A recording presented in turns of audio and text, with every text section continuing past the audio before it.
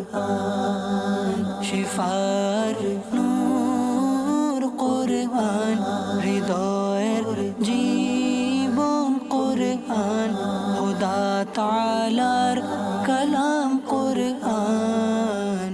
আলহামদুলিল্লাহ রাব্বিল আলামিন ওয়াসসালাতু ওয়াসসালামু আলা সাইয়্যিদিল আমবিয়া ওয়াল মুরসালিন আম্মা বা'দ ফাআউযু বিল্লাহি মিনাশ শাইতানির রাজীম বিসমিল্লাহির রহমানির রহিম আসসালাতু ওয়াসসালামু আলাইকা ইয়া রাসূলুল্লাহ ওয়া আলা আলিকা ওয়া আসহাবিকা ইয়া হাবিবাল্লাহ আসসালাতু ওয়াসসালামু আলাইকা ইয়া নাবিয়াল্লাহ ওয়া আলা আলিকা ওয়া আসহাবিকা ইয়া নূরাল্লাহ। দরুদে পাকের অগণিত ফজিলত ও বারাকাত রয়েছে। আল্লাহ তাআলার সর্বশেষ ও সর্বশ্রেষ্ঠ মাহবুব হুজুরে আকরাম নূরে মুজাসসাম সাল্লাল্লাহু তাআলা আলাইহি ওয়া আলিহি ওয়াসাল্লাম ইরশাদ করেন, কিয়ামতের কঠিন অবস্থা থেকে তোমাদের মধ্য থেকে ওই ব্যক্তি দ্রুত সময়ে নাজাত পাবে যে দুনিয়াতে আমার প্রতি অধিক পরিমাণে দুরূদ শরীফ পাঠ করবে। সাল্লু আলাল হাবিব সাল্লাল্লাহু তাআলা আলা মুহাম্মদ সাল্লাল্লাহু আলাইহি ওয়াসাল্লাম সালাতু ওয়া সালামান আলাইকা ইয়া সাইয়্যিদি ইয়া রাসূলুল্লাহ সাল্লাল্লাহু আলাইহি ওয়াসাল্লাম। মাদানী চ্যানেলের দর্শকবৃন্দ, মাদানী চ্যানেলের ধারাবাহিক অনুষ্ঠান আমার রবের বাণীতে আপনাদের আরেকবার সুস্বাগতম। অনুষ্ঠানের প্রারম্ভে আসুন আমরা ভালো ভালো নিয়ত করে নিই, কারণ রাসূল করিম সাল্লাল্লাহু আলাইহি ওয়াসাল্লাম ইরশাদ করেন, নিয়্যাতুল মুমিনি খায়রুম মিন আমালি, মুমিনের নিয়ত তার আমলের চেয়ে উত্তম। আল্লাহ তাআলার সন্তুষ্টির জন্য, সওয়াব হাসিলের জন্য আমার রব তাবারক ওয়া তাআলার কালাম কোরআনুল কারীম শ্রবণ করার জন্য, কোরআনকে বুঝার জন্য, কোরআনের নির্দেশকে শুনে তা আমল করে অন্যের নিকট পৌঁছে দেওয়ার জন্য এই অনুষ্ঠান আমরা শেষ পর্যন্ত দেখব ইনশাআল্লাহ আজ্জা ওয়া জাল। প্রিয় ইসলামী ভাইরা, আমরা এই অনুষ্ঠানটি বিভিন্ন সেগমেন্টে বিভক্ত করেছি। আলহামদুলিল্লাহ, কোরআনে পাকের তেলাওয়াত, যে কোরআন পৃথিবীর অদ্বিতীয় রয়েছে আলহামদুলিল্লাহ, এই কোরআনে পাকের তেলাওয়াত, কোরআনের অনুবাদ, প্রাসঙ্গিক কিছু তাফসির এবং আলোচনা। আমরা যাব প্রথমেই সেগমেন্টের দিকে। জি, আমাদের সেগমেন্ট কুরআন শিফার নূর কুরআন। সুবহানাল্লাহ। প্রিয় ইসলামী ভাইরা, কোরআন আমাদের সকলের জন্য, মুত্তাকিদের জন্য, ঈমানদারের জন্য পথ প্রদর্শনকারী। যালিকাল কিতাব লা রাইবা ফি হুদাল লিল মুত্তাকিন। এটা এমন একটি কিতাব যাতে বিন্দুমাত্র সন্দেহের অবকাশ নেই, মুত্তাকিদের জন্য পথ প্রদর্শনকারী। আমি কি পথের দিশা পাওয়ার জন্য কোরআনের পথকে খুঁজি? কোরআনকে আমার গাইডলাইন হিসেবে গ্রহণ করেছি, নাকি কোরআনকে রেখে দিয়েছি আমার পিতামাতার মৃত্যুতে তেলাওয়াতের জন্য, খতম করার জন্য, তাবিজ লিখার জন্য? যদি আমি তা করে থাকি, হয়তোবা সঠিক থেকে আমরা দূরে আছি। আসুন না কোরআনকে আঁকড়ে ধরি। মুসলিম উম্মার সফলতার, কামিয়াবির রাস্তা, সঠিক পথের উপর স্থায়ী থাকার পথ আল্লাহ নবী সাল্লাল্লাহু আলাইহি ওয়াসাল্লাম বলে গিয়েছেন, বিদায় হজ। ততদিন তোমরা গোমরা হবে না যতদিন না কোরআনুল কারীম, সুন্নাহকে, অন্য হাদিস মোতাবেক কোরআন এবং আলে বায়াতকে আঁকড়ে ধরে থাকো। আমি কি কোরআনকে আঁকড়ে ধরে আছি? আমি আপনাকে জিজ্ঞাসা করছি, আমি আমাকে জিজ্ঞাসা করছি, হে মুসলমান, আশিকে রাসূল দাবি করি, পাক্কা মুসলমান আমি নিজেকে দাবি করি। আমি কি কোরআন তেলাওয়াত করছি? আমি কি আজকের দিন অতিবাহিত হলো, এই দিনে এই এক সপ্তাহ অতিবাহিত হলো, মাস অতিবাহিত হলো, বছর অতিবাহিত হয়ে গেছে, আমি কি তেলাওয়াত করছি কোরআন? কতদিন হলো বলুন তো প্রিয় ভাই? বাস্তবিক অর্থে মুসলিম উম্মাহ আজ কোরআন থেকে নিজেকে দূরে সরিয়ে দিচ্ছে, যার কারণে অন্ধকার আমার ব্যক্তি জীবন, পারিবারিক জীবন, সামাজিক জীবন, রাষ্ট্রীয় জীবনকে ছেয়ে ফেলেছে। এর মুক্তির পথ এটাই। আসুন কোরআনকে আঁকড়ে ধরি, কোরআনের তেলাওয়াত করি, কোরআনকে বুঝি, কোরআনের রঙে নিজেকে রঙিন করি। প্রতিদিন কিছু না কিছু তেলাওয়াত করুন, কিছু অনুবাদ করুন। আলহামদুলিল্লাহ, দাওয়াতে ইসলামীর প্রত্যেক জিম্মাদারকে, মুবাল্লিগকে এ ব্যাপারে উৎসাহিত করা হয়, কমপক্ষে আপনি প্রতিদিন 3টি আয়াতের অনুবাদ ও তাফসির পাঠ করুন। কোরআন কি বলছে এটা আমরা অনেকে তেলাওয়াত করি না, অধিকাংশ আজকে তেলাওয়াতই করি না। যারাও তেলাওয়াত করি, কি তেলাওয়াত করছি তা বুঝারও চেষ্টা করছি না। আল্লাহ, আজকে আমরা কোথায় চলে যাচ্ছি? অথচ দেখুন, ইসলামের প্রথম কথাই হচ্ছে ইকরা বিসমি রব্বিকাল্লাযী খালাক, পড়ুন আপনার প্রভুর নামে যিনি আপনাকে সৃষ্টি করেছেন। জ্ঞান থেকে, ইলম থেকে, হেদায়াত থেকে, আসমানি নূর থেকে আমরা দূরে সরে যাচ্ছি। তাই তো আজকে আমরা ব্যতিব্যস্ত হয়ে আছি, পেরেশানগ্রস্ত হয়ে আছি, দিশে পাচ্ছি না। আসুন না, আমরা কোরআনকে আঁকড়ে ধরি, কোরআনের তেলাওয়াত করি। জি, কোরআনে পাকের তেলাওয়াত চালিয়ে দিন। আমরা আসুন মনোযোগের সাথে কোরআনে পাকের তেলাওয়াত শুনি। أعوذ بالله من الشيطان الرجيم بسم الله الرحمن الرحيم أم حسبت أن أصحاب الكهف والرقيم كانوا من آياتنا عجبا إذ أوى الفتية إلى الكهف فقالوا ربنا آتنا من لدنك رحمة وهيئ لنا من أمرنا رشدا فضربنا على آذانهم في الكهف سنين عددا ثم بعثناهم لنعلم أي الحزبين أحصى لما لبثوا أمدا نحن نقص عليك نبأهم بالحق إنهم فتية آمنوا بربهم وزدناهم هدى وربطنا على قلوبهم إذ قاموا فقالوا ربنا رب السماوات والأرض لن ندعو من دونه إلها لقد قلنا إذا شططا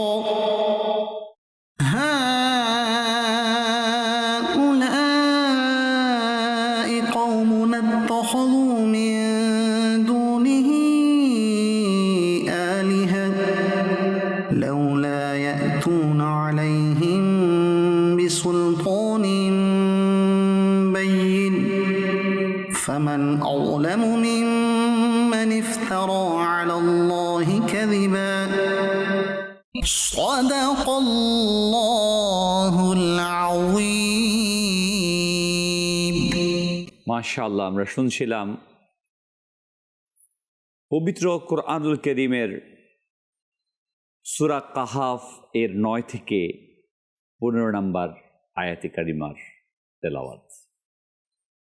সূরা কাহাফে আল্লাহ সুবহানাহু ওয়া তাআলা অত্যন্ত সুন্দর একটি ঘটনাকে উল্লেখ করেছেন।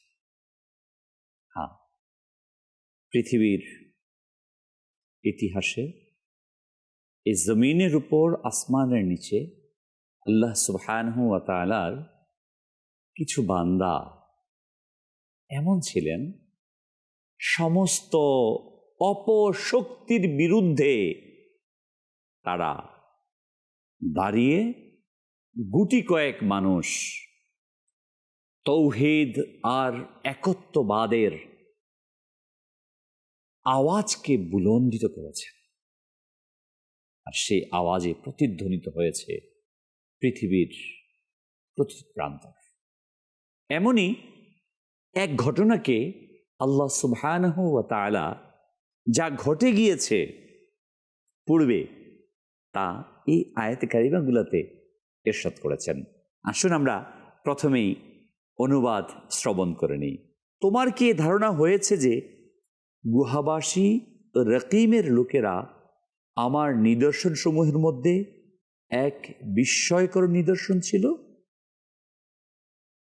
যখন ওই যুবকেরা গুহায় আশ্রয় গ্রহণ করল, তখন বলল, হে আমাদের রব, আমাদেরকে তোমার নিকট থেকে বিশেষ রহমত দান করো এবং আমাদের এই কাজে সঠিক পথ ও সফলতার ব্যবস্থা করে দাও। অতঃপর আমি গুহার মধ্যে তাদের কানের উপর বহু বছর পর্যন্ত নিদ্রার পর্দা চাপিয়ে দিলাম। অতঃপর আমি তাদেরকে জাগিয়ে তুললাম, যাতে প্রকাশ করে দেই দুই দলের মধ্যে কে তাদের অবস্থানকালের হিসাব অধিক সঠিকভাবে নির্ণয় করতে পারে। আমি তোমাকে তাদের প্রকৃত ঘটনা বর্ণনা করছি। নিশ্চয়ই তারা ছিল কয়েকজন যুবক যারা তাদের রবের উপর ঈমান এনেছিল এবং আমি তাদেরকে আরও হেদায়াত বৃদ্ধি করে দিয়েছিলাম। আর আমি তাদের অন্তরকে দৃঢ় করে দিয়েছিলাম যখন তারা দাঁড়িয়েছিল এবং বলেছিল, আমাদের রব আসমান সমূহ ও জমিনের রব, আমরা কখনো তাকে ছাড়া অন্য কোনো উপাস্যকে ডাকব না। যদি তা করি তবে অবশ্যই অত্যন্ত অন্যায় ও সীমালঙ্ঘনের কথা বলবো। এরা আমাদের জাতি, তারা আল্লাহকে ছেড়ে অন্যকে উপাস্য গ্রহণ করেছে। তারা কেন তাদের উপাস্যদের পক্ষে কোনো সুস্পষ্ট প্রমাণ উপস্থিত করে না? অতএব তার চেয়ে বড় জালিম আর কে, যে আল্লাহর প্রতি মিথ্যা আরোপ করে? মাদানী চ্যানেলের দর্শকবৃন্দ, আল্লাহ সুবহানাহু ওয়া তাআলা এই আয়াতে কারিমার মাঝে ঈসা আলাইহিস সালাতু ওয়াস সালামের পরবর্তী এক ঘটনাকে বর্ণনা করেছেন। 9 নম্বর আয়াতে আল্লাহ তাবারক ওয়া তাআলা বলেন, এখানে রসুল আকরাম সাল্লাল্লাহু আলাইহি সাল্লামকে সম্বোধন করে বলা হচ্ছে যে গুহাবাসীদের ঘটনা অবশ্যই বিস্ময়কর, কিন্তু আল্লাহর অসংখ্য কুদরতের নিদর্শনের তুলনায় এটি একমাত্র বা সবচেয়ে আশ্চর্যের বিষয় নয়। এটা একটা আশ্চর্যের বিষয়, কয়েক শত বছর সেখানে গুহাতে অবস্থান করেছে যুবকরা, আসহাবে কাহাফ, গর্তে পাহাড়ে অবস্থানকারী যুবকরা, তাদের সাথে একটি কুকুরও ছিল। এটা আশ্চর্যের, কিন্তু শুধুই এটা আশ্চর্যের নয়, বরং আরও রয়েছে এমন অনেক আশ্চর্যের বিষয়। আর রকিম সম্পর্কে বলা হয়েছে, রকিম হচ্ছে গুহার নিকটবর্তী গ্রামের নাম, কেউ বলেছেন পাহাড়ের নাম, আবার কেউ বলেছেন একটি পাথরের ফলক যা তাদের নাম লেখা রয়েছিল। অধিকাংশ তাফসিরের মতে পাথরের ফলকে তাদের পরিচয় লিখে রাখা হয়েছিল। তাফসিরের মধ্যে আসছে এই ঘটনা আল্লাহ তাবারক ওয়া তাআলার কুদরতের একটি নিদর্শন হলেও আসমান, জমিন সৃষ্টি, মৃত্যু পরবর্তী পুনরুত্থান ইত্যাদি আরও বড় নিদর্শন। আর রকিম বলতে তাফসির জালানে আসছে লিখিত ফলককে বোঝানো হয়েছে।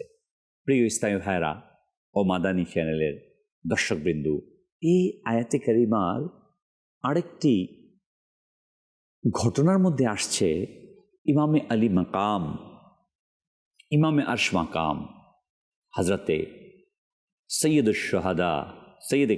সোহাদায়ে কারবালা হজরতে হুসাইন রাদিয়াল্লাহু তাআলা আনহুকে যখন ইয়াজিদ পলিদ তার অনুসারীরা কারবালাতে শহীদ করে দেন,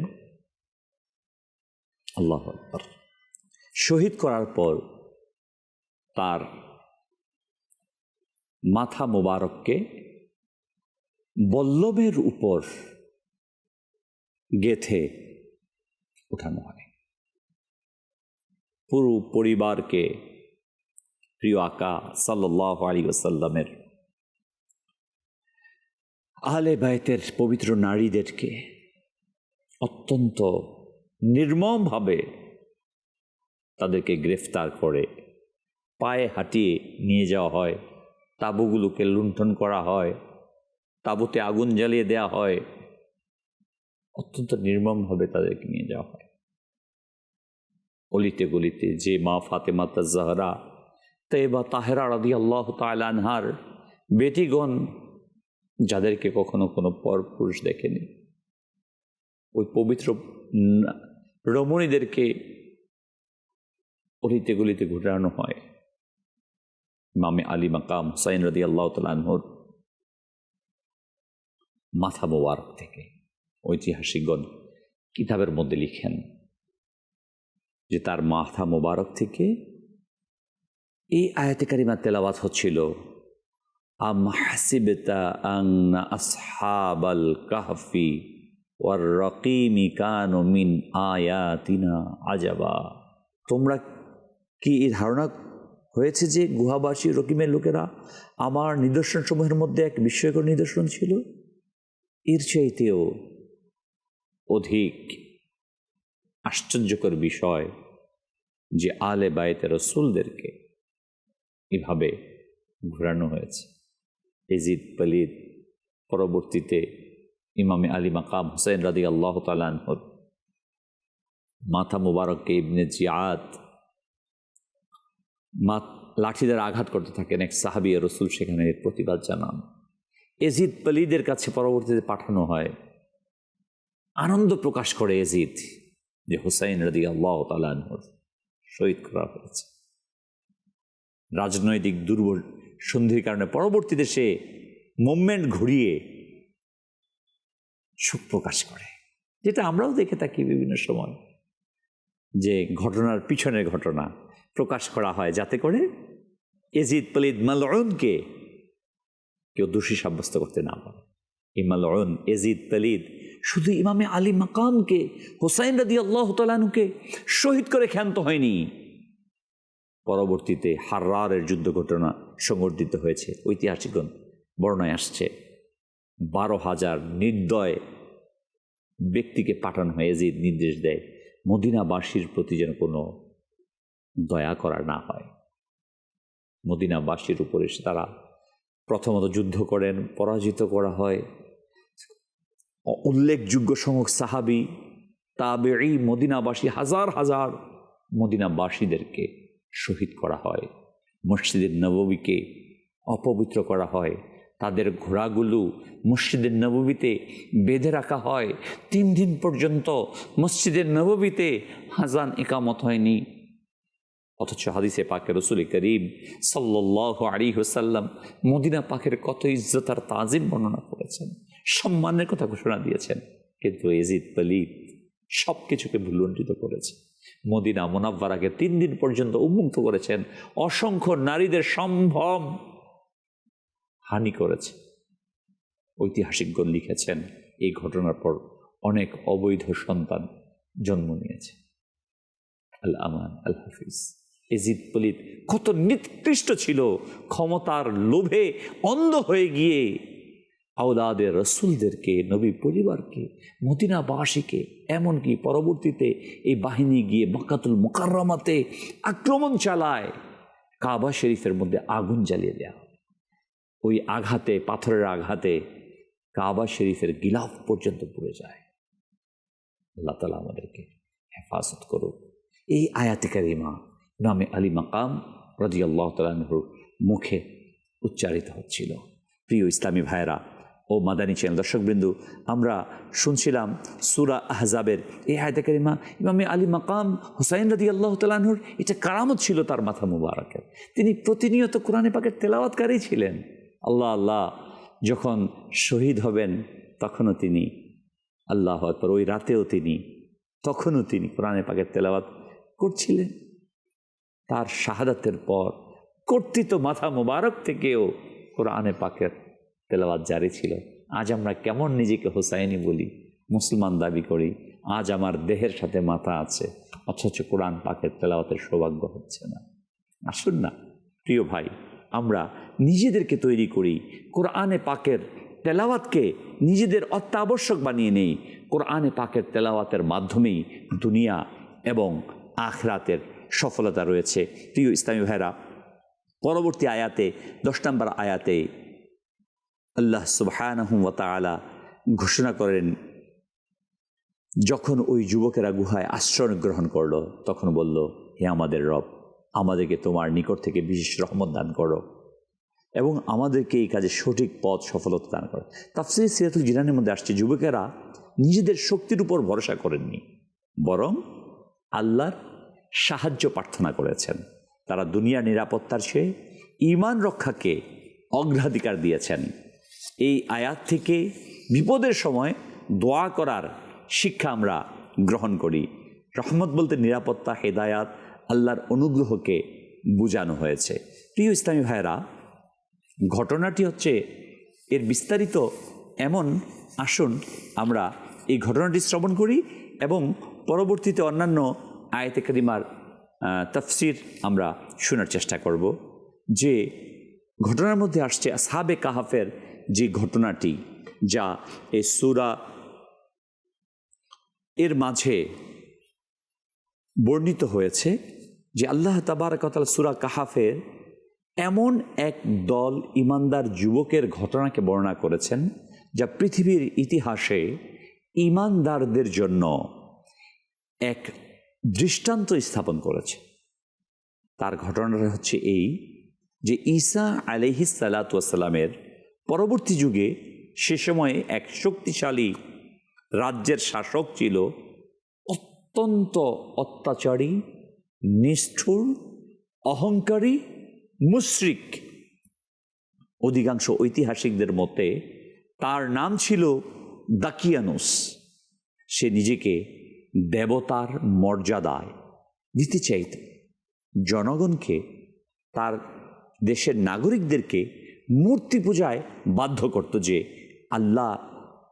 সে আল্লাহ তাআলার ইবাদতকে ছেড়ে দিয়ে মূর্তি পূজা করত। আর আল্লাহ সুবহানাহু ওয়া তাআলার একত্ববাদের, যারা তাওহীদের আল্লাহর ইবাদত করত, তাদেরকে শাস্তি দেয়া হতো। সেই সমাজে কিছু সম্ভ্রান্ত, শিক্ষিত, সাহসী যুবক বসবাস করত। তারা রাজদরবারের সঙ্গেও সংশ্লিষ্ট ছিলেন, কিন্তু আল্লাহ তাআলা তাদের অন্তরে সত্যের নূর দান করেছে। তারা উপলব্ধি করলেন যে আকাশ, পৃথিবী, সূর্য, নক্ষত্র এসবের একজন স্রষ্টা আছে। পাথরের মূর্তি বা কোনো মানুষের আমাদের উপাস্য হতে পারে না। প্রথমে তারা গোপনে গোপনে ঈমান গ্রহণ করলেন। এরপর একের পর এক উপনীত হলেন। যখন তারা পরস্পরের সঙ্গে নিজেদের ঈমান নিয়ে আলোচনা করলেন, তখন বুঝতে পারলেন আল্লাহ তাবারক ওয়া তাআলা তাদের সবাইকে হিদায়াত দান করেছে। এরপর আল্লাহ তাদের ঈমানকে আরও মজবুত করে দেন। আল্লাহু আকবার। একদিন রাজা বিশাল এক ধর্মীয় উৎসবের আয়োজন করেন। সকল মানুষদেরকে মূর্তির সামনে সেজদা করতে বলা হলো। এই যুবকরা জানতো যে এতে অংশ নিয়ে ঈমান নষ্ট হবে, তাই তারা আল্লাহ তাআলার সাহায্য কামনা করেন।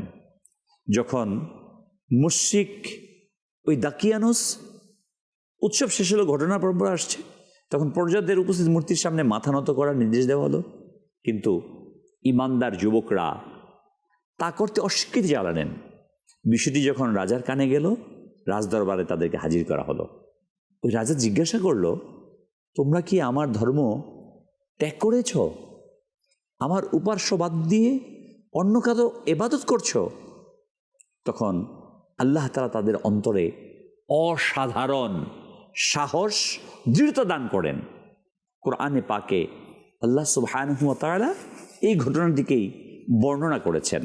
আল্লাহু আকবার, আল্লাহু আকবার। এটি ছিল তাওহীদের এক ঐতিহাসিক ঘোষণা। তারা বুঝিয়ে দিলেন যে প্রকৃত মালিক, পালনকর্তা ও ইবাদতের যোগ্য একমাত্র আল্লাহ তাআলা। কোনো রাজা, মূর্তি, উপাস্য হতে পারে না। আজকে আমরা পৃথিবীর দিকে দিকে যে বিষয়টা দেখি, এটা একেবারে পৃথিবীর সূচনা থেকে হাবিল কাবিলের ঘটনার পর থেকেই শুরু হয়েছে। এটা ভ্রান্ত মতবাদ, মিথ্যা প্রভুকেই আবার সিজদা করা হয়, এমনই ঘটনা ঘটেছিল প্রিয় ইসলামী ভাইয়েরা তাদের সাথে। তারা তার জাতির বিশ্বাসকে যুক্তির মাধ্যমে চ্যালেঞ্জ করলেন। আল্লাহু আকবার। তখন তাফসীরের মধ্যে আসছে, বাদশাহ তাদের সাহস দেখে প্রচণ্ড ক্ষুব্ধ হলেন, কিন্তু তারা সম্ভ্রান্ত পরিবারের সন্তান হওয়ায় সঙ্গে সঙ্গে তাদেরকে হত্যা না করে কিছু সময় অবকাশ দেন। উদ্দেশ্য ছিল এই সময়ের মধ্যে তারা যেন নিজেদের সিদ্ধান্তকে পরিবর্তন করতে পারে। কিন্তু আল্লাহ যাদের হৃদয়কে দৃঢ় করে দেন, তাদের দুনিয়ার ভয় বিচলিত করতে পারে না। যুবকেরা পরস্পর পরামর্শ করলো, যদি আমরা শহরে থাকি আমাদের ঈমান বিপন্ন হবে, সম্পদ পদমর্যাদা পরিবার রক্ষা হয়ে যাবে, কিন্তু ঈমান রক্ষা করা যাবে না। তাই আল্লাহর সন্তুষ্টির জন্য সব কিছুকে ত্যাগ করাই উত্তম। আল্লাহু আকবার। ঈমান হেফাজতের জন্য তারা সিদ্ধান্ত নিলেন, আল্লাহর সন্তুষ্টির জন্য জন্মভূমি, রাজপ্রাসাদ, আরাম, সম্পদ, সম্মান সব কিছুকে ছেড়ে তারা চলে গেলেন। এটি ইসলামের একটি বড় শিক্ষা।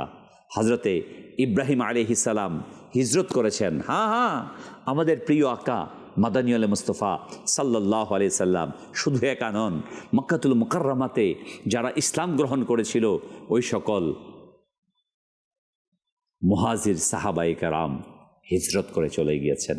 তাদের ব্যবসা ছিল, তাদের চাকরি ছিল, তাদের পারিবারিক সামাজিক স্ট্যাটাস ছিল, সকল কিছুকে ভুলণ্ঠিত করে আল্লাহ তাআলার জমিনে আল্লাহর দ্বীনকে প্রতিষ্ঠার জন্য তারা চলে গিয়েছেন।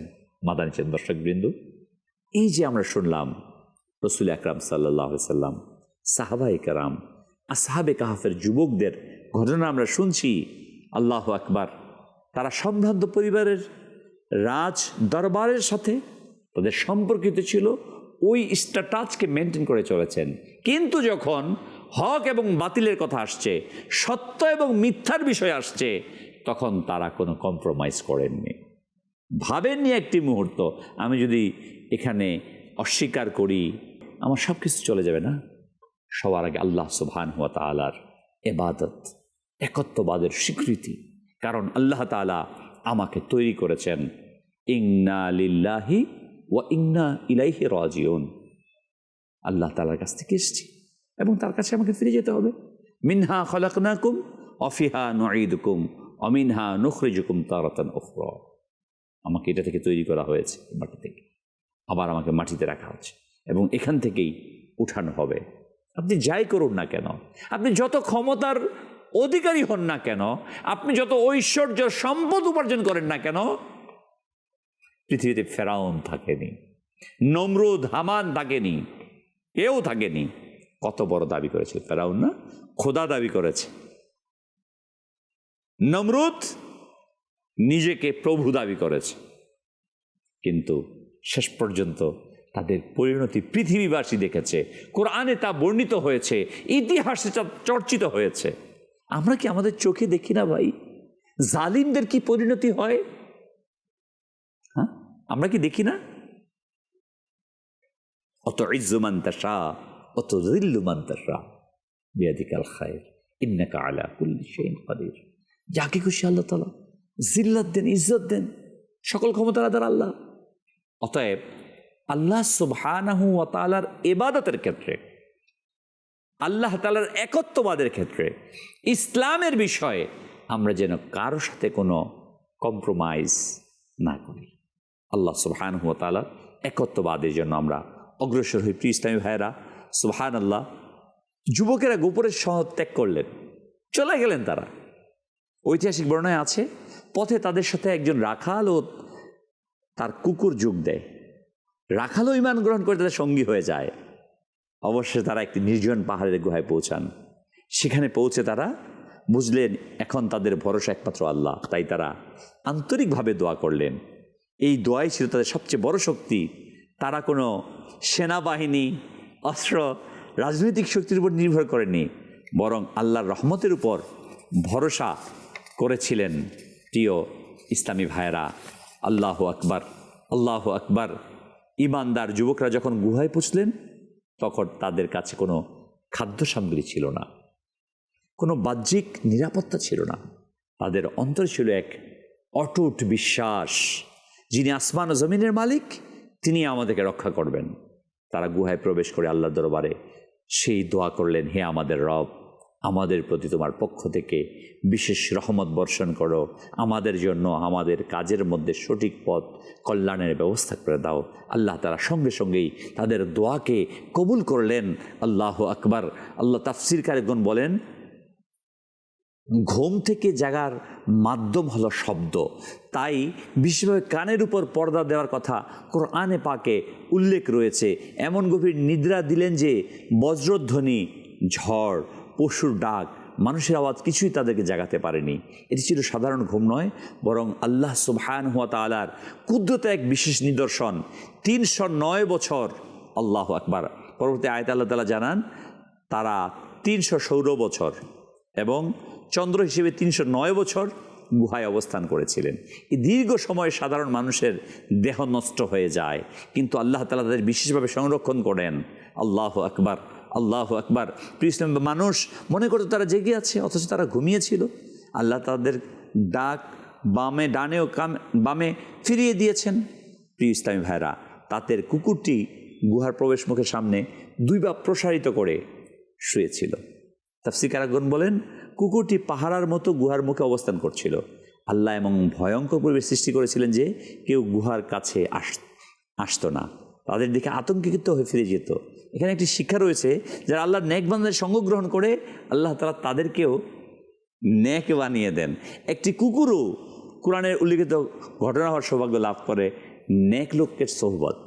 ওই আসহাবে কাহাফদের সাথে কুকুরটি গিয়েছিলেন না, সে কুকুর উলামায়ে কেরাম কিতাবে লিখেছেন, এই কুকুরটিকে আল্লাহ তাবারক ওয়া তাআলা মানুষের সূরতে জান্নাত দান করবেন। হ্যাঁ, বনি ইসরাইলের এক আলিম ছিল যে দুনিয়ার লোভে তার ঈমানকে বিক্রি করে দিয়েছিল, মুসা আলাইহিস সালামের বিরুদ্ধে দোয়া করেছিল। ওই ব্যক্তি কুকুরের আকৃতিতে জাহান্নামে নিক্ষেপ হবে, আর এই কুকুরকে আল্লাহ তাআলা ওই ব্যক্তির সূরতে জান্নাতে প্রবেশ করাবেন। আল্লাহু আকবার, আল্লাহু আকবার। প্রিয় ইসলামী ভাইরা, আমরা শুনছিলাম আসহাবে কাহফের ঘটনা, কতই না সুন্দর, কতই না হৃদয়গ্রাহী।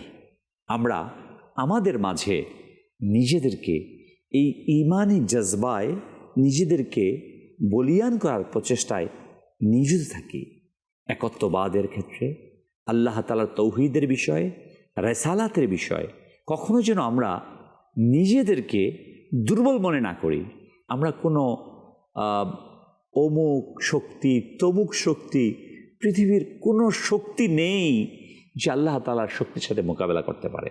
আপনি আমি যদি হাকিকাতে ঈমানদার হই, আল্লাহর পক্ষ থেকে সাহায্য আমাদের কাছে পৌঁছবে। আসুন আমরা পরবর্তী সেগমেন্টের দিকে যাব ইনশাআল্লাহ।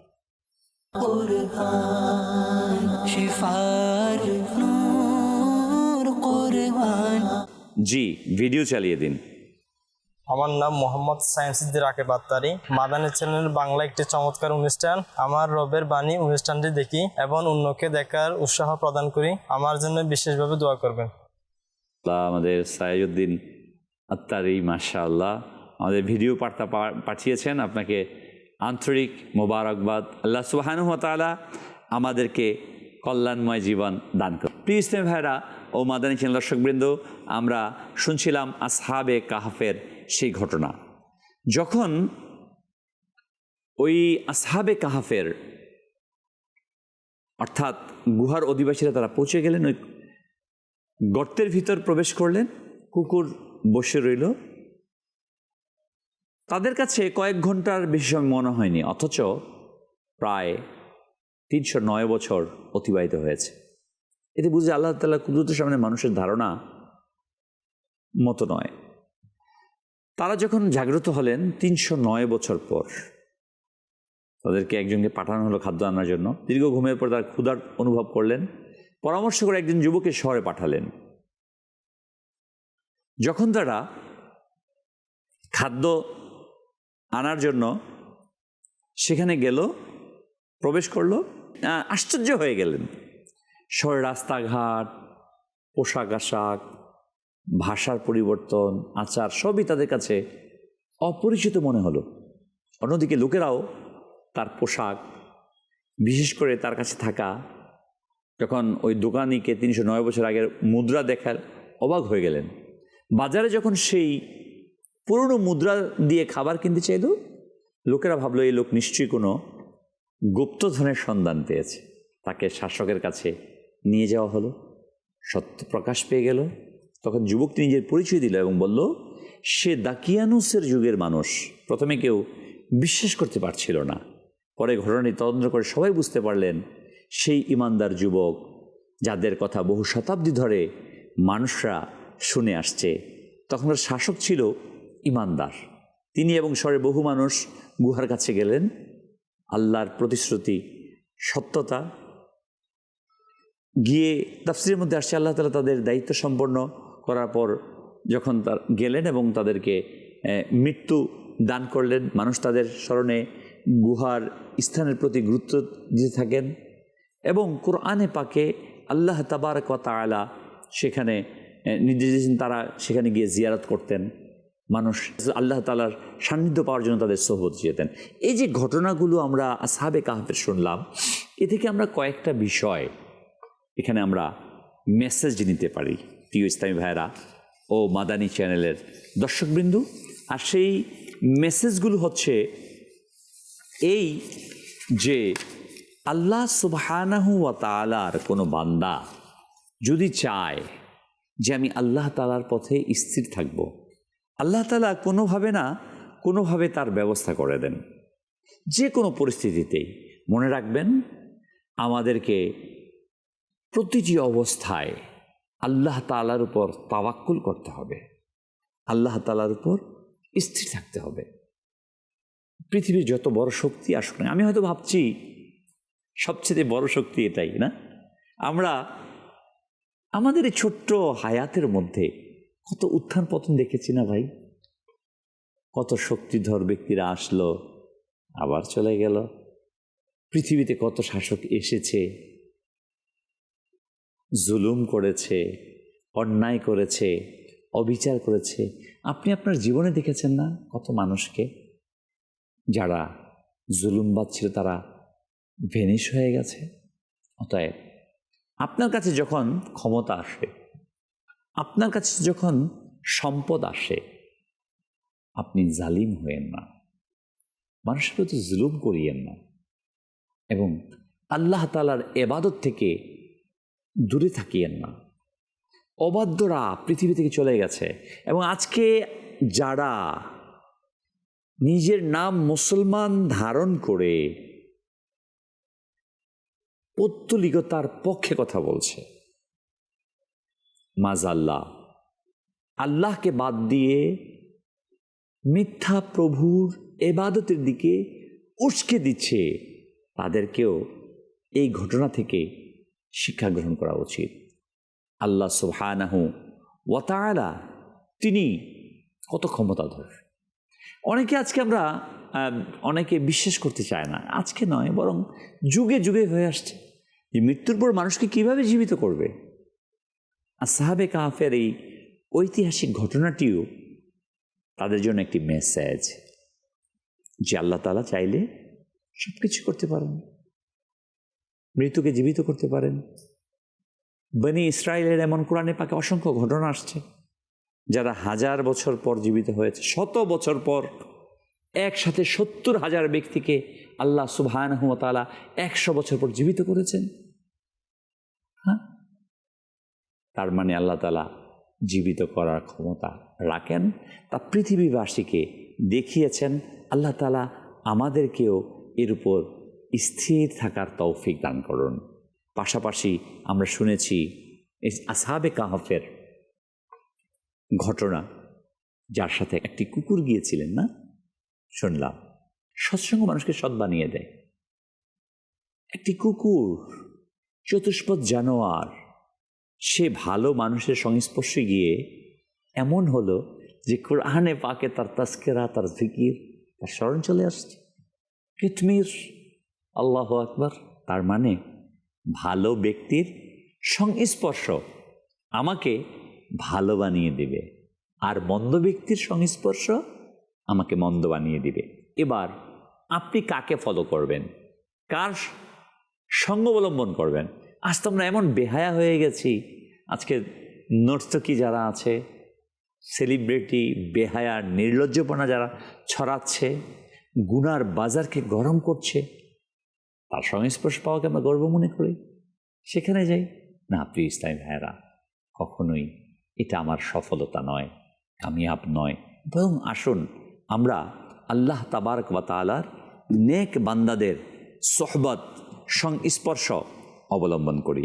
আল্লাহ সুবহানাহু ওয়া তাআলা এই যে ঘটনাটি আমি পরিপূর্ণভাবে বলে আসলাম, ধারাবাহিকভাবে এই ঘটনাগুলোই আল্লাহ তাআলা সূরার আয়াতে কারিমাতে ইরশাদ করেন।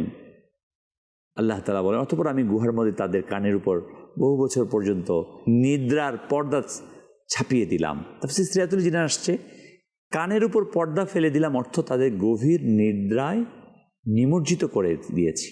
ঘুমের সময় শব্দ শুনে মানুষ জেগে ওঠে, তাই বিশেষভাবে কানের কথা উল্লেখ করা হয়েছে। আল্লাহ তাদের বহু বছর জীবিত রেখেও ঘুমন্ত অবস্থায় সংরক্ষণ করেন।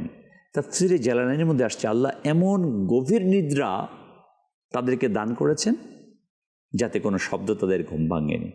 এটি ছিল আল্লাহ সুবহানাহু ওয়া তাআলার কুদরতের নিদর্শন। 12 নম্বর আয়াত আল্লাহ তাআলা বলেন, অতঃপর আমি তাদেরকে জাগিয়ে তুললাম যাতে প্রকাশ করে দেই দুই দলের মধ্যে কে তাদের অবস্থানকালের হিসাব অধিক সঠিকভাবে নির্ণয় করতে পারে। আল্লাহ তাদেরকে জাগিয়ে তুললেন যাতে মানুষের সামনে পুনরুত্থান দিবসের একটি বাস্তব নিদর্শন প্রকাশ পেয়ে যায়। দুই দল বলতে আসহাবে কাহাফ নিজেদের মধ্যে বিভক্ত দল, অথবা শহরের মানুষের দুই দল। অর্থাৎ আল্লাহ জানতেন, এটা আল্লাহ তাআলা জানেন, এটা না, বরং তার পূর্ব জ্ঞানকে বাস্তবে মানুষের সামনে প্রকাশ করা বোঝানো হয়েছে। তাফসীর জালালাইনের মধ্যে আসছে, দুই দলের মধ্যে কে তাদের ঘুমের সময়কাল সঠিকভাবে নির্ণয় করতে পারে তা প্রকাশ করার উদ্দেশ্য ছিল। আল্লাহর জ্ঞান চিরন্তন এখানে উদ্দেশ্য, সেই জ্ঞানকে বাস্তব আকারে প্রকাশ করা। পরবর্তী আয়াতে আল্লাহ তাবারক ওয়া তাআলা ইরশাদ করেন, আমি তোমাকে তাদের প্রকৃত ঘটনা বর্ণনা করছি, নিশ্চয়ই তারা ছিল কয়েকজন যুবক। তাফসীর সিরাতুল জিন্নে আসছে, আল্লাহ তাআলা ঘোষণা করেছেন যে তিনি রাসূল সাল্লাল্লাহু আলাইহি ওয়াসাল্লামকে আসহাবে কাহফের সত্য নির্ভুল ঘটনা জানাচ্ছেন। এটি কোনো কাল্পনিক বা অতিরঞ্জিত ঘটনা নয়, বরং সেটা বাস্তবিক ঘটেছে। তারা ছিল সম্ভ্রান্ত পরিবারের যুবক, যৌবনের আবেগ উচ্ছ্বাসের মধ্যেও তারা সত্যকে গ্রহণ করেছিলেন। তারা যখন ঈমান গ্রহণ করলেন, তখন আল্লাহ তাদের ঈমানকে আরও দৃঢ় করলেন, সত্যের উপর অবিচল থাকার শক্তিদান করলেন। এই আয়াত থেকে আমরা শিক্ষা গ্রহণ করি, যে ব্যক্তি হেদায়াত গ্রহণ করে আল্লাহ তার হেদায়েত আরও বৃদ্ধি করে দেন। আল্লাহু আকবার, আল্লাহু আকবার।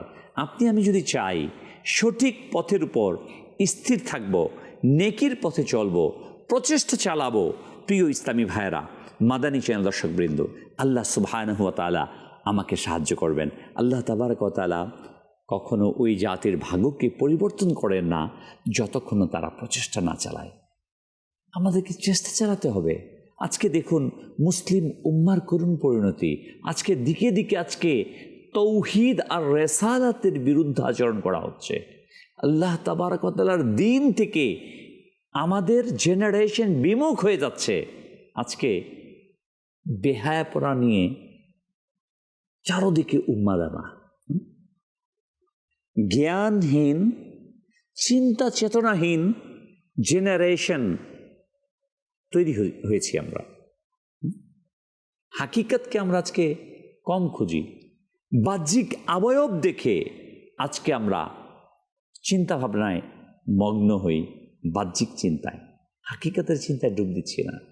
কোনটা হক, কোনটা বাতিল, কোনটা সত্য, কোনটা মিথ্যা, বাজ বিচার আমরা করি না, ব্যাস। অথচ আমাকে কোটি মানুষের সামনে হলেও সত্যকে গ্রহণ করতে হবে। কোটি মানুষ একদিকে গিয়েছে, আমিও সেদিকে চলে যাব, এই মেসেজ আসহাবে কাহাফ আমাকে দেয় না, বরং সত্যের সন্ধান করা, সঠিক পথের দিশা নেয়া আমাদেরকে মেসেজ দেয়, যেটা সাহাবায়ে কেরাম, তাবেঈন, তাবেঈন, আউলিয়ায়ে কামেলিন, সুফিয়ানে এজাম আমাদেরকে শিখিয়েছেন। সত্য কোন পথে? আল্লাহ প্রদত্ত, নবী সাল্লাল্লাহু আলাইহি ওয়াসাল্লাম প্রদর্শিত, সাহাবায়ে কেরাম, আউলিয়া এজাম অনুসৃত পথ আর মত, আহলে সুন্নাত ওয়াল জামাতের আকীদাকে ধারণ করা। ইমামে আলী মাকাম ইমাম হুসাইন রাদিয়াল্লাহু তাআলা আনহু যেই আদর্শকে আমাদের কাছে দিয়ে গিয়েছেন, ওই আদর্শটাকে লালন করা। মনে রাখবেন প্রিয় ইসলামী ভাইয়েরা ও মাদানী চ্যানেল দর্শকবৃন্দ, এক এক সময় এক এক রূপে বাতিল, শয়তান এবং তার অনুসারীদের আক্রমণ আমাদের উপর আসে। কখনো বা ভালো সুন্দর সুরত নিয়ে, কখনো বা আবার পরিপূর্ণ অন্ধকার দেয়ালই দাঁড়িয়ে যায় আমাদের সামনে। আমাদেরকে সত্যের পথের পথিক হয়ে, ন্যায়ের পথের প্রতীক হয়ে দৃঢ়তার সাথে আমাদেরকে দাঁড়াতে হবে। হ্যাঁ, যুগে যুগে আল্লাহ সুবহানাহু ওয়া তাআলার পথে, আল্লাহ তাআলার পথের পথিকগণ দৃঢ়তার সাথে দাঁড়িয়েছেন। পৃথিবীর ইতিহাস তো এটাই। যখন নমরুদ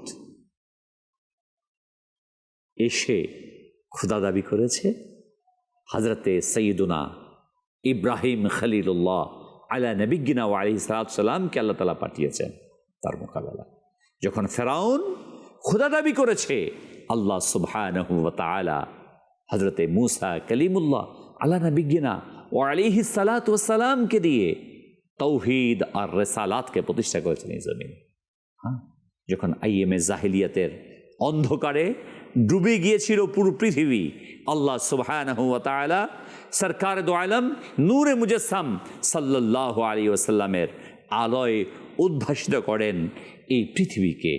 হ্যাঁ, যখন সময়ের বিবর্তনে এজিদ নামে পলিত এই জমিনকে কলুষিত করেছিল, ইমামে আলী মাকাম হুসাইন রাদিয়াল্লাহু তাআলা আনহুর মতো আলে বায়তের এক মর্দে মুজাহিদ, আওলাদে রসুল হুসাইন রাদিয়াল্লাহু তাআলা আনহু তার গর্দান মোবারককে দিয়ে সত্যকে জমিনের মধ্যে প্রতিষ্ঠিত করেছে।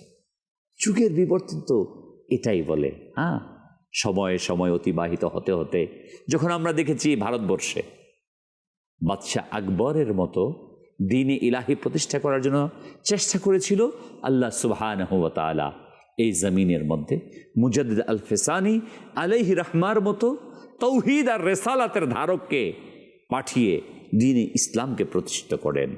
আবার আমরা দেখেছি চতুর্দশ শতাব্দীতে যখন এই ভারতবর্ষের মুসলমানের হৃদয় থেকে ইশকে রসুলকে টেনে বের করার চেষ্টা করা হচ্ছিল, রেসালাতকে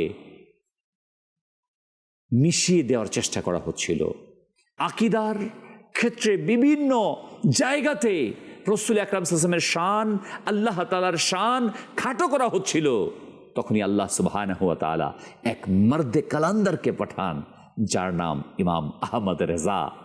তার মাধ্যমে আল্লাহ সুবহানাহু ওয়া তাআলা এই জমিনকে আলোকিত করে তোলেন। হ্যাঁ, যুগের বিবর্তনে আবার যখন মানুষ দিশেহারা, পথহারা, ইসলামের কথা বলে মানুষের ঈমানকে কেড়ে নিচ্ছে, আবার কিছু মুসলমান বিপদগামী হচ্ছে, অমুসলিমদের ধোকায় পতিত হচ্ছে, আল্লাহ তাআলা এক মর্দে কালান্দারকে এই জমিনে পাঠান যার নাম ইলিয়াস কাদেরী, যার সদকায় আল্লাহ সুবহানাহু ওয়া তাআলা লক্ষ লক্ষ নৌজওয়ানের তাকদীরকে পরিবর্তন করে দিয়েছেন। প্রিয় ইসলামী ভাইয়েরা ও মাদানী চ্যানেলের দর্শকবৃন্দ, আমরা যেন প্রকম্পিত না হই, ঘাবড়ে না যাই। আমি যদি সত্যের পথে প্রতীক হই, অবশ্যই আল্লাহ তাবারক ওয়া তাআলা, আমি যদি কামনা করি আমাকে সেই পথের দিশা দান করবেন। আলহামদুলিল্লাহ, বর্তমান সময়ে সে তৌহিদ আর রেসালাতের পতাকাবাহী, সঠিক পথের দিশা, আহলে সুন্নাত ওয়াল জামাতের আকীদার, আমলের, ইশকে রসুলের, আহলে বায়তের মুহাব্বতের, সাহাবায়ে কেরামের মুহাব্বতের, শান ও আজমতের কথা আজ দাওয়াত ইসলামী আলহামদুলিল্লাহ পৃথিবীর প্রতিটি প্রান্তে প্রান্তে আওয়াজ তুলছেন। আসুন অন্ধকারের দেয়ালকে ভেঙে দিই, অন্ধকারের দেয়ালকে ভেঙে দিয়ে নিজেদেরকে কোরআনের আলোয় আলোকিত করি। আর কতকাল থাকবো আমরা এভাবে বসে? আসুন না চেষ্টা করি, চেঞ্জ করি। আল্লাহ তাবারক ওয়া তাআলার কোরআনের আলোয় নিজেদেরকে আলোকিত করি। আমি তো দাবি করি মুসলমান, আমি আপনাকে প্রশ্ন করছি ভাই, নিজেকে তো মুসলমান দাবি করি না, অথচ এই মুসলমানের গাইডলাইন কোরআন আপনি কি তেলাওয়াত করেন? আপনি কি পড়েন? পড়ছেন, ভুলে গিয়েছি, আমাদের কাছে নাই। কোরআন তেলাওয়াত করছি না, না বুঝার চেষ্টা করছি, কিছু করছি। আসুন কোরআনকে আঁকড়ে ধরি। আমরা যাব পরবর্তী সেগমেন্টের দিকে।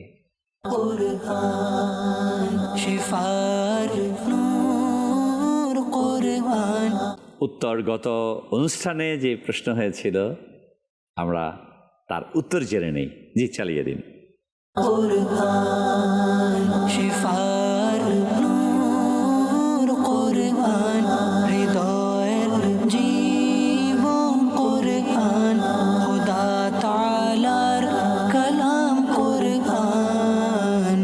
জুনায়েদ হাসান ভাই, তুপচাচি আর আমাদের সঠিক উত্তর প্রদান করেছেন। রাসূল করিম সাল্লাল্লাহু আলাইহি ওয়াসাল্লাম হিজরতের রাতে কোন সাহাবীকে দেখে হযরত আলী রাদিয়াল্লাহু তাআলা আনহু, এবং কোন সাহাবী অনুতপ্ত হয়েছিলেন লুবাবা রাদিয়াল্লাহু তাআলা আনহু। আপনাকে আন্তরিক মোবারকবাদ যে আপনি সঠিক উত্তর প্রদান করেছেন। আল্লাহ তাবারক ওয়া তাআলা আপনাকে উত্তম প্রতিদান দান করুক। যে প্রথম প্রশ্ন ছিল রাসূল করিম সাল্লাল্লাহু আলাইহি ওয়াসাল্লাম কোন সাহাবীকে রেখে হিজরত করেছিলেন, তার বিছানাতে শুয়ে হযরত আলী কাররামাল্লাহু ওয়াজহুল করিম। এবং দ্বিতীয় প্রশ্ন ছিল যে কোন সাহাবী অনুতপ্ত হয়েছিলেন এবং তার তওবা কবুল হয়েছে, সেটা ছিল হযরত লুবাবা রাদিয়াল্লাহু তাআলা আনহু। জি, পরবর্তী সেগমেন্ট।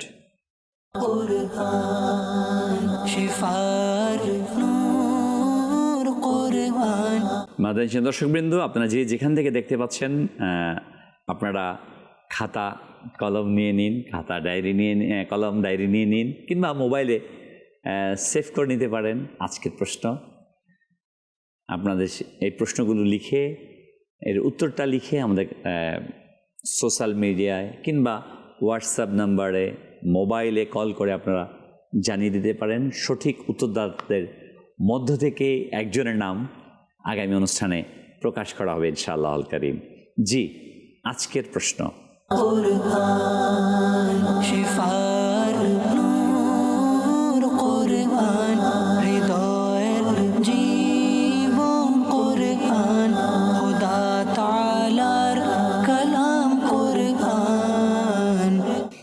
আজকের আলোচনার মাঝেই এই প্রশ্নগুলো এসছে। আসহাবে কাহাফের বুজুর্গদের নামের উপকারিতা কি রয়েছে?